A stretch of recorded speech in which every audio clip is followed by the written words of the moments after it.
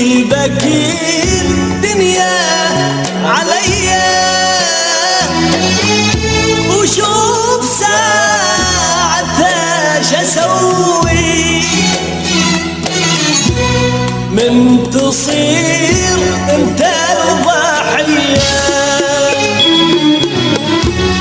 اليوم اذا مجروحة باكر انت اللي تعال